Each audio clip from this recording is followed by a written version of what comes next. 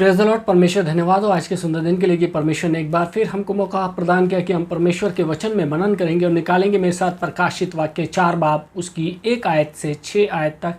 प्रकाशित वाक्य 4 बाब उसकी 1 आयत से 6 आयत तक यहाँ पर लिखा है, इन बातों के बाद जो मैंने दृष्टि की तो क्या देखता हूँ कि स्वर्ग में एक द्वार खुला हुआ है, और जिसको मैंने पहले तुरही के शब्द से अपने साथ बातें करते सुना था वही कहता है, यहाँ ऊपर आ और मैं वे बातें तुझे दिखाऊंगा जिनका इन बातों के बाद पूरा होना आवश्यक है। परंतु मैं आत्मा में आ गया और क्या देखता हूँ कि एक सिंहासन स्वर्ग में रखा है और उस सिंहासन पर कोई बैठा है। जो उस सिंहासन पर बैठा है वह यशब और माणिक के साथ दिखाई पड़ता है, और उस सिंहासन के चारों ओर मरकत का सा एक मेघ धनुष दिखाई देता है। उस सिंहासन के चारों ओर 24 सिंहासन हैं, और इन सिंहासनों पर 24 प्राचीन श्वेत वस्त्र पहने हुए बैठे हैं, और उनके सिर पर सोने के मुकुट हैं। उस सिंहासन में से बिजली और गर्जनें निकलती हैं, और सिंहासन के सामने आग और आग के 7 दीपक जल रहे हैं। वे परमेश्वर की 7 आत्मा हैं, और उस सिंहासन के सामने मानो बिल्लौर के समान कांच का सा समुंदर है। सिंहासन के बीच में और सिंहासन के चारों ओर 4 प्राणी हैं, जिनके आगे पीछे आंखें ही आंखें हैं। परमेश्वर अपने पवित्र वचन के पढ़े सुनाने पर आशीष दे, आमीन। मेरे अजीजों, हर व्यक्ति अपने जीवन में मृत्यु के विषय में अवश्य सोचता है। एक सर्वे के दौरान किसी वैज्ञानिक ने कहा है कि एक व्यक्ति एक दिन में औसतन 14 बार अपनी मृत्यु के विषय में सोचता है।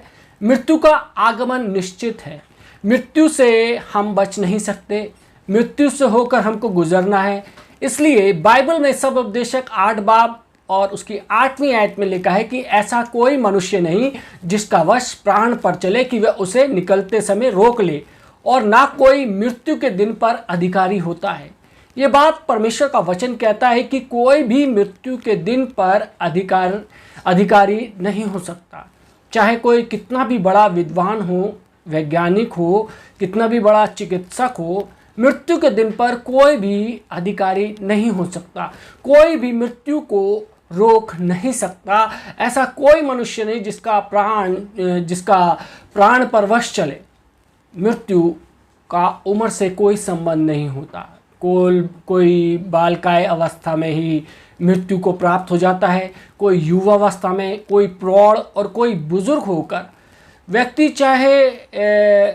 चाहे जाना माना हो या गुमनाम हो, पढ़ा लिखा हो या अनपढ़ हो, शक्तिशाली हो या कमज़ोर हो, धार्मिक हो या अधर्मी हो, खिलाड़ी हो या अनाड़ी हो, स्वस्थ हो या बीमार हो, प्रसन्न हो चाहे दुखी हो, मृत्यु हर एक व्यक्ति को स्पर्श करती है। सबोपदेशक 3 बाब और उसकी 20वीं आयत में लिखा है कि सब मिट्टी से ही बने हैं और सब मिट्टी में ही मिल जाते हैं। हाँ, ये सच है कि हम सब अजीजों मिट्टी से बने हैं और अंत में हम मिट्टी में ही मिल जाएंगे। 11 सितंबर 2001 की उस सुबह 5000 लोग अमेरिका के न्यूयॉर्क शहर में वर्ल्ड ट्रेड सेंटर में काम करने को गए थे। एक सामान्य सा दिन था। सामान्य से दिनचर्या से लोग गुजर रहे थे। कोई कॉफ़ी पी रहा था, कोई बॉस से बात कर रहा था, कोई अपने पिता का हाल पूछ रहा था, कोई फ़ोन पर बात कर रहा था, कोई पैसे ले रहा था, कोई चेक काट रहा था। परंतु वे नहीं जानते थे कि मृत्यु से उनकी दूरी केवल कुछ ही कदम को है। एक हवाई जहाज उस इमारत में आकर टकराता है और वर्ल्ड ट्रेड सेंटर को धराशायी कर देता है। पल भर में हजारों लोग जो होते हैं वो समाप्त हो जाते हैं। कुछ वर्षों पहले भोपाल में भयानक दुर्घटना हुई। उस सुबह छोटे छोटे बच्चे ऑटो और स्कूल बसों में बैठकर अपने स्कूल जा रहे थे। किसी की माँ ने टिफ़िन बॉक्स तैयार किया था, किसी के पिता ने बच्चों को पढ़ाया था कि बेटा तुम्हारा एग्ज़ाम है, किसी की माँ ने बच्चे को नहलाया था, किसी को ज़बरदस्ती स्कूल भेजा गया था। जब वो रास्ते में जा रहे थे तो यूनियन कार्बाइड प्लांट से मिथाइल आइसोसाइनाइड गैस लीक हो गई और स्कूल के रास्ते में ही वे 1200 बच्चे दम घुटने से मृत्यु का शिकार हो गए। कुछ साल पहले क्रिसमस की तैयारियों के दौरान 24 दिसंबर को 40,000 लोग ईरान में भूकंप के कारण मृत्यु हो गई, उसका शिकार हो गए मृत्यु का। दक्षिण भारत में एक शादी के मंडप में आग लगी और बहुत से लोग जलकर मर गए। लोगों ने सोचा होगा कि हम वहाँ विवाह का जश्न मनाने के लिए जा रहे हैं। लोगों ने सोचा होगा आनंद का अवसर होगा, उत्सव का माहौल होगा, गीत गाए जाएंगे, संगीत होगा और घर में नई बहू को लेकर आएंगे, परंतु मंडप में आग लग गई और बहुत से लोग मर गए। कोई ट्रेन में यात्रा करता है, उत्साह और आनंद है कि कार्य से छुट्टी मिली है, अब अपने प्रिय लोगों से मिलेंगे।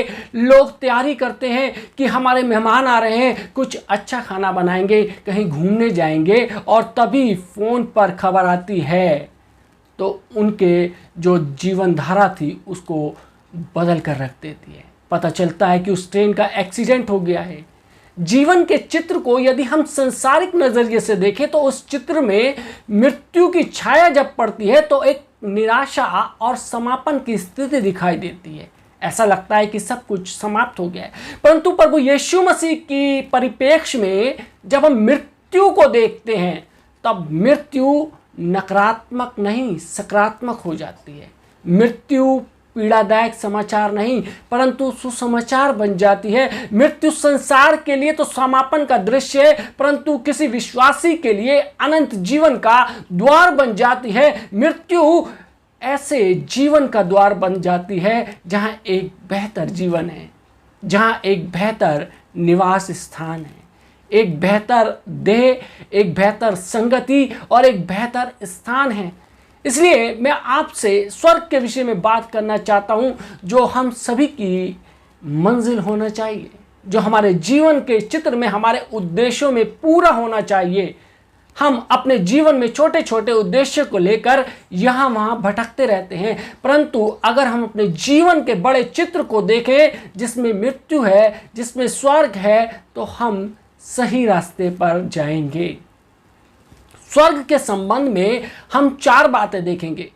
वास्तव में स्वर्ग का सटीक वर्णन करना किसी भी व्यक्ति के लिए संभव नहीं है। स्वर्ग का चित्र बनाना किसी चित्रकार के लिए संभव नहीं है। स्वर्ग के संबंध में गीतों को तैयार करना और उसको संगीत में ढालना असंभव कार्य है। परंतु हम देखते हैं कि परमेश्वर के वचन में स्वर्ग के संबंध में क्या वर्णन किया गया है। पहली चीज कि स्वर्ग एक स्थान है। स्वर्ग कोई काल्पनिक स्थान नहीं है, कहानियों में गढ़ा स्थान नहीं है। स्वर्ग स्वप्न में देखी गई प्रतिछाया नहीं है, परियों की कहानियों की बात नहीं है, मूवीज की शूटिंग के लिए लगाया हुआ सेट नहीं है, परंतु एक निश्चित स्थान है। प्रकाशित वाक्य 21 बाब और उसकी पहली आयत में यदि हम देखें, वहाँ पर लिखा है, फिर मैंने नए आकाश और नई पृथ्वी को देखा, क्योंकि पहला आकाश और पहली पृथ्वी जाती रही और समुद्र भी ना रहा। स्वर्ग एक पवित्र नगर है, उसे एक नया यरूशलेम कहा गया है, एक वास्तविक स्थान है, उसका नाम है, उसको एक संज्ञा दी गई है जिसमें खूबसूरती से लिखा है कि वह दुल्हन के समान थी जो पति के लिए श्रृंगार किए हो। पर मैंने सिंहासन पर से किसी को ऊंचे शब्द से यह कहते हुए सुना कि देखो, देख, परमेश्वर का डेरा मनुष्य के बीच में है, वह उनके साथ डेरा करेगा, वे उसके लोग होंगे, परमेश्वर आप उनके साथ रहेगा और वह उनका परमेश्वर होगा। प्रकाशित वाक्य 4 बाब और पहली आयत में लिखा है, स्वर्ग में एक द्वार है। दूसरी आयत में लिखा है, उसमें एक बड़ा सिंहासन है। चौथी आयत में लिखा है कि 24 और सिंहासन है, और 5वीं आयत में लिखा है कि वहां प्रकाश है, वहां आवाज है। छठी आयत में लिखा है कि वह एक पवित्र नगर है, सजाया हुआ नगर है, एक नगर है, एक उसकी नींव है, उसकी बुनियाद है, उसमें फाटक हैं। प्रकाशित वाक्य 7 बाब और 15वीं आयत में लिखा है, वहाँ सड़कें हैं, वहाँ परमेश्वर का मंदिर है। प्रकाशित वाक्य की पुस्तक में 16 बार यह बात आई है कि स्वर्ग में परमेश्वर का मंदिर है, एक ऐसा स्थान है जो परमेश्वर ने अपने लोगों के लिए अपने हाथ से तैयार किया है। यदि हम देखें पहला कुरिन्थियों 2 बाब और उसकी 9वीं आयत में परमेश्वर का वचन कहता है, परंतु जैसा लिखा है कि जो आंखों ने नहीं देखा और कानों ने नहीं सुनी और जो बातें मनुष्य के चित्त में नहीं चढ़ी, वे ही हैं जो परमेश्वर ने अपने प्रेम रखने वालों के लिए तैयार की है। स्वर्ग एक तैयार किया हुआ स्थान है। प्रकाशित वाक्य 21 बाब और उसकी 21वीं आयत में यदि हम देखें, यहाँ पर लिखा है, और 12 फाटक 12 मोतियों के थे, एक फाटक एक एक मोती का बना था और नगर की सड़कें कांच के समान चोखे सोने की थीं। संसारिक दृष्टिकोण से देखें तो सोना प्रतिष्ठा का, मान मर्यादा का और संपन्नता का प्रतीक है। जिसके पास जितना अधिक सोना है वो इतना अधिक धनवान है। यदि हम बात करें हमारी अर्थव्यवस्था का जो आधार है तो वो भी सोना ही होता है। देश में जितना सोना होता है उसके आधार पर तय किया जाता है कि कितनी मुद्रा जो है वो छपेगी, कितनी करेंसी जो है वो छापी जाएगी। ये सोने के आधार पर तय किया जाता है। हमारी अर्थव्यवस्था का आधार, संसार की अर्थव्यवस्था का आधार सोना बन गया है। परंतु प्रकाशित वाक्य में लिखा है, प्रभु यीशु मसीह कहते हैं कि स्वर्ग में हमारे यहाँ सड़कें सोने की हैं। यदि मैं एक डामर, जिसे तारकोल बोलते हैं, जिसकी सड़क बनती है, उसका एक टुकड़ा लाकर दिखाऊं जो सड़क पर आसानी से मिल सकता है, आप सबको भी मिलता है, आप भी सड़क पर जाते हैं, सड़कें टूटी फूटी बहुत होती हैं और वो मिल जाएगा आसानी से। सड़क का एक छोटा सा टुकड़ा जिसे बोल सकते हैं आसानी से मिल सकता है। यदि उस पर मैं गर्व करूं और कहूं कि ये टुकड़ा बड़ी प्रतिष्ठा की बात है, इसके आधार पर सब चलता है, इसी के आधार पर आदमी की अहमियत नापी जाती है, संसार में इसी के आधार पर सारी अर्थव्यवस्था चलती है, यदि मैं ऐसा कहूं तो लोग कहेंगे कि मैं बेवकूफ़ी की बातें कर रहा हूं। यह टूटा हुआ कचरा, मिट्टी और डामर का टुकड़ा कैसे इतना महत्वपूर्ण हो सकता है? परमेश्वर कहता है इस संसार में तुम्हारे लिए सोने की बात महत्वपूर्ण है। इस संसार में पद और प्रतिष्ठा, अहंकार और धन और बड़े सम्मान की बात है। हमारे यहाँ तो ये तो सड़कें जो हैं, इसकी जो सड़कें होती हैं उसका कोई अर्थ नहीं है। स्वर्ग में परमेश्वर कहता है बेवकूफ़ हो तुम लोग जो ऐसी ऐसी बातें के लिए लड़ते हो, रिश्तों को तोड़ते हो, जीवन भर इसे पाने के लिए प्रयास करते हो। जो चीज़ संसार में प्रतिष्ठा की बात है वो परमेश्वर के लिए महत्वहीन एक डामर के समान है, उस सड़क के टुकड़े के समान है। और दूसरी बात जो है, जो दूसरी चीज़ है, स्वर्ग हमारे पिता का घर है। यूहन्ना 14 बाब उसकी 2 और 3 आयत में लिखा है कि मेरे पिता के घर में बहुत से रहने के स्थान हैं, यदि ना होते तो मैं तुमसे कह देता, क्योंकि मैं तुम्हारे लिए जगह तैयार करने जाता हूँ। और यदि मैं जाकर तुम्हारे लिए जगह तैयार करूँ तो फिर आकर तुम्हें अपने यहाँ ले जाऊँगा कि जहाँ मैं रहूँ वहाँ तुम भी रहो।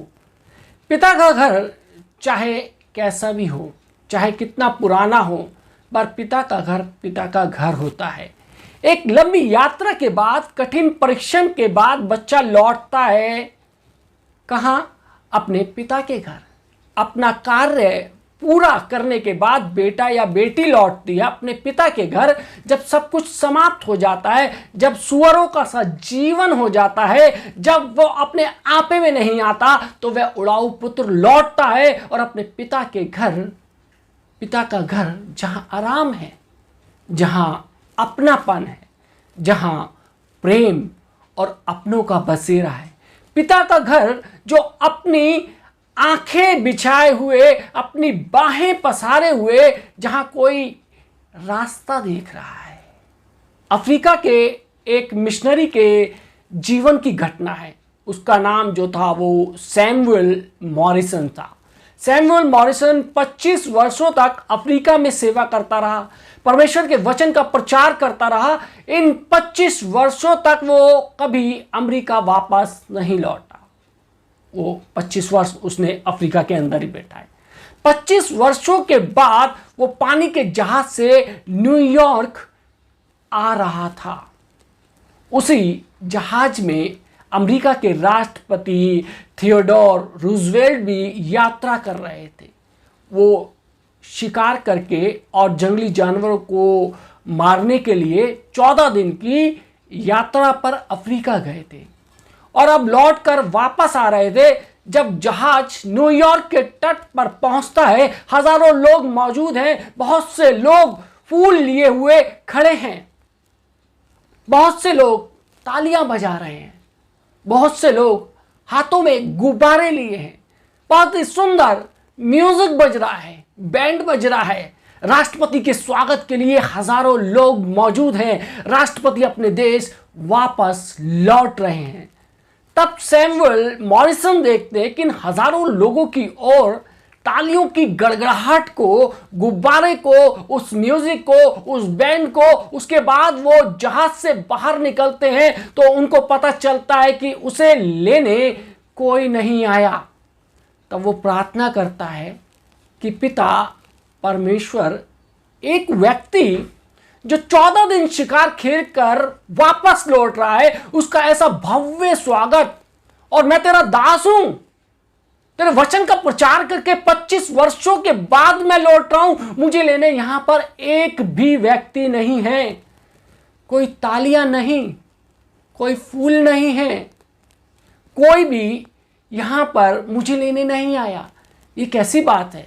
सैमुअल मॉरिसन लिखते हैं, तब मुझे एक आवाज़ आई जिसमें कहा गया, my dear son, you are not home yet. मेरे बेटे, अभी तुम घर कहाँ पहुँचे हो? हम ये कल्पना भी नहीं कर सकते जब हम पिता के घर जाएंगे तो किस प्रकार से हमारा स्वागत होगा। इसलिए वचन में लिखा है, फिलिपियों 3 बाब और उसकी 20वीं आयत में लिखा है, पर हमारा स्वदेश स्वर्ग पर है और हम एक उद्धारकर्ता प्रभु यीशु मसीह के वहां से आने की बाट जो रहे हैं। पहला कुरिन्थियों 5 बाब और उसकी पहली आयत में लिखा है, क्योंकि हम जानते हैं कि जब हमारा पृथ्वी पर का डेरा सरी का घर गिराया जाएगा तो हमें परमेश्वर की ओर से स्वर्ग पर एक ऐसा भवन मिलेगा जो हाथों से बनाया हुआ घर नहीं परंतु चिर स्थायी है, जिसे हमारे पिता ने हमारे लिए तैयार किया है। हमारे पिता ने हमारे लिए तैयार किया है। ये मसीही जीवन की एक आशा है, यह अनंत जीवन की एक आशा है कि जब पृथ्वी पर का डेरा सरी का घर गिराया जाएगा तो हमें वो भवन मिलेगा जो हमारे पिता ने हमारे लिए तैयार किया है। और तीसरी बात जो है वो ये है कि स्वर्ग अनंत शांति का स्थान है। प्रकाशित वाक्य 7 बाब उसकी 16 और 17 आयत में स्वर्ग के विषय में 7 बातें लिखी हुई हैं। 7 सिद्धांत का अंक है और स्वर्ग के वर्णों में 7 बातें लिखी हैं। पहली बात, वहाँ कोई दुख नहीं है। दूसरी बात, वहाँ परमेश्वर की छाया है, परमेश्वर का आश्रय है। और तीसरी बात, कोई भूखा और प्यासा नहीं है। चौथी बात, कोई धूप और तपन नहीं है। वहाँ सूर्य और चंद्रमा की ज़रूरत नहीं है, धूप और तपन की ज़रूरत नहीं है। प्रकाशित वाक्य 22 बाब और उसकी 5वीं आयत में लिखा है, और फिर न रात होगी और उन्हें दीपक और सूर्य के उजाले का प्रयोजन ना होगा, क्योंकि प्रभु परमेश्वर उन्हें उजियाला देगा और वो युगान युग राज करेंगे। परमेश्वर स्वयं वहां उपस्थित है। सूर्य और चंद्रमा को बनाने वाला, उन्हें प्रकाशित करने वाला, उन्हें तेज देने वाला स्वयं वहां उपस्थित है। उसका चेहरा तेजोमय है, उससे इतना प्रकाश होगा कि फिर दीपक और सूर्य के उजाले का प्रयोजन नहीं होगा। 5वीं बात, मेमना उनकी रखवाली करेगा। वह मेमना प्रभु यीशु मसीह जल के स्रोतों के पास हमें लेके जाएगा। 6ठी बात, परम संतुष्टि की होगी। वो मेमना प्रभु यीशु मसीह जल के स्रोतों के पास हमें ले जाएगा। और 7वीं बात, परमेश्वर उनकी आंखों से सब आंसू पोंछ डालेगा। बुराई, द्वेष, घृणा, बीमारी, दर्द, दुख, खतरा, गरीबी, भविष्य की असुरक्षा, ये सारी बातें जो आज इस संसार के अंदर हमारे को होती है, आज इस संसार से इन्हीं चीज़ों के लड़ने के लिए आज हम जद्दोजहद करते हैं, ये सारी की सारी चीज़ें जो होंगी पिता के घर पहुंचने के बाद ये सब समाप्त हो जाएंगी। प्रकाशित वाक्य 21 बाब और उसकी पहली आयत में लिखा है कि मैंने नया आकाश और नई पृथ्वी को देखा, क्योंकि पहला आकाश और पहली पृथ्वी जाती रही थी और समुद्र भी ना रहा। डॉक्टर बिली ग्राहम की बेटी एन ग्राहम ने अपने एक नावल माय फादर्स हाउस में स्वर्ग का वर्णन किया गया है। इस पुस्तक में 36वें पृष्ठ पर उन्होंने एक घटना का वर्णन किया है। वो महिलाओं की एक सभा में भाषण देने गई थी। जब सभा समाप्त हुई तो एक महिला रोते हुए उनके पास आई और उसने रोते हुए अपनी कहानी सुनाई। उसने बताया कि किस प्रकार दक्षिण अमेरिका के एक कस्बे में झुग्गी झोंपड़ी के इलाके में वो बड़ी और पली गई है। उसने बताया कि किस प्रकार उसने स्वयं के भाइयों ने छोटी सी अवस्था में उसके साथ बलात्कार किया। उसने बताया कि किस प्रकार उसके माता पिता ने उसको परेशान किया, उसको लोहे की सलाखों से मारा, किस प्रकार उसके रिश्तेदारों और उसके पड़ोसियों ने उसके साथ घृणित काम किए और उसका जीवन बहुत पीड़ादायक रहा। उसने एन से कहा, उन पुरानी बातों को मैं भूल नहीं पाती, उन पीड़ाओं को मैं भूल नहीं पाती। वो सारी पीड़ाएं मेरे दिल और दिमाग में आ जाती हैं, वो पीड़ा मेरे जीवन पर हावी हो जाती हैं। वो स्मृतियों में अपने दिल से, अपने मन से अलग नहीं कर पाती, उन यादों को मैं अलग नहीं कर पाती। एन ग्राहम ने कहा, बहन मैं तुम्हारे लिए कुछ नहीं कर सकती, परंतु यदि तुम प्रभु यीशु मसीह के साथ हो तो एक दिन आएगा जब वह स्वयं अपने हाथों से तुम्हारे आंसू पोंछ देगा। तब कोई चोट नहीं होगी, तब कोई घाव नहीं होगा, तब हमारे दिल, हमारे मन से वे सारे दाग मिट जाएंगे। तब केवल आनंद ही आनंद होगा, उत्साह ही उत्साह होगा, क्योंकि परमेश्वर अपने हाथों से सारे आंसू पोंछ डालेगा। ये उसका वचन है, ये उसकी प्रतिज्ञा है। एक कस्बे में दो कबीलों में किसी बात को लेकर अंतर्कलह हो गया, यानी कि लड़ाई हो गई। उन दोनों कबीलों में झगड़ा हो गया, मार पिटाई मच गई, यहां तक कि गोले चले, बंदूक चली। एक गोला वहां की चर्च बिल्डिंग में आकर भीतर की ओर दीवार में फट गया और उस गोले ने वहां पर काले रंग का एक घिनौना सा धब्बा बना दिया। वे धब्बा वहां पर कई वर्षों तक बना रहा। एक दिन एक टीम वहां पर आई। उस टीम में एक व्यक्ति था। वो कहता है कि कलीसिया की दीवार पर ये जो धब्बा दाग है, इसके लिए मैं कुछ करना चाहता हूँ। पासवान ने कहा, बिल्कुल करिए। वह व्यक्ति अपने बैग से कुछ ब्रश, कुछ पेंसिल और कुछ रंग निकालता है और उस धब्बे को वो प्रभु यीशु मसीह के क्रूसित होने का एक खूबसूरत चित्र बना देता है। उसके नीचे वो अपना दस्तखत करता है, यानी कि अपना सिग्नेचर करता है जब वो उस पेंटिंग को बनाता है। एडविन लैंड सील, जो कि सर एडविन सील कहलाए। एडविन सील ग्रेट ब्रिटेन के महान चित्रकार हुए। परमेश्वर भी कुछ ऐसे ही चित्र बनाता है। जब हम अपने आप को उसको समर्पित करते हैं तो वह हमारे हृदय के दाग धब्बे ले लेता है।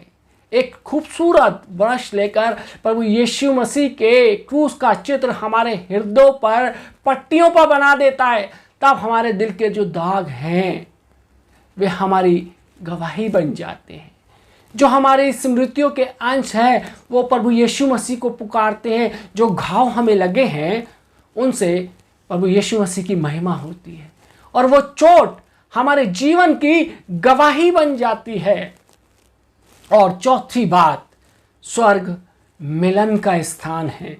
स्वर्ग अनंत मिलन का स्थान है जहां हमारा मिलन परमेश्वर से होगा। हम परमेश्वर को देखेंगे जैसे आमने सामने।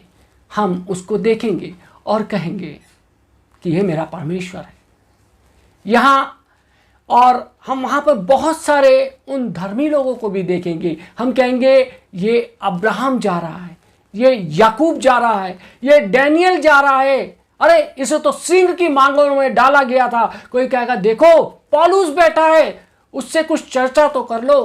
प्रभु यीशु मसीह के देखो ये चेले हैं, उनसे मिल तो लो। हमारे बिछड़े हुओं से, हमारे प्रियों से हमारी मुलाकात होगी। दूसरा शमूएल 12 बाब और उसकी 33वीं आयत में दाऊद अपने बेटे के लिए प्रार्थना करता है, जो बीमार था, वो उसके लिए उपवास रखता है, भक्ति भाव से परमेश्वर से मांगता है, दिन रात अपने बेटे की बीमार देह के पास गिड़गिड़ाता है, मगर उसका बेटा मर जाता है। दाऊद अपने बेटे के मरने के बाद कहता है वो मेरे पास लौट कर ना आएगा, पर मैं तो उसके पास जाऊंगा। यह निश्चितता केवल प्रभु यीशु मसीह से हमें मिल सकती है। मेरे प्रिय तो लौट कर नहीं आएंगे, पर मैं उनके पास जाऊंगा।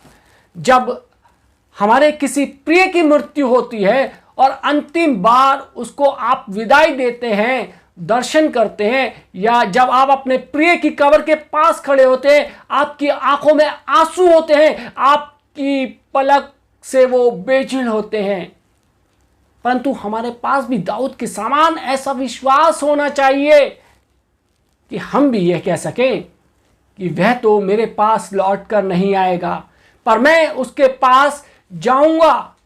कौन जा सकता है इस प्रभु यीशु मसीह के पास? कौन जा सकता है परमेश्वर के पास? कौन जा सकता है उसके अनंत जीवन में? जिसने प्रभु यीशु मसीह को अपने दिल में ग्रहण किया है, वही लोग जा सकते हैं।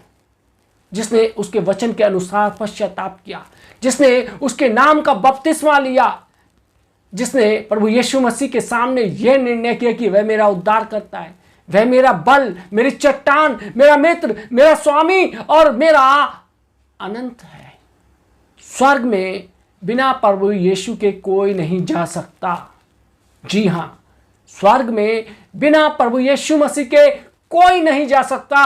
चाहे हमारे पास कितनी भी डिग्रियां हों, चाहे कितनी भी योग्यता हो, बिना प्रभु यीशु मसीह के हम पिता के घर नहीं जा सकते।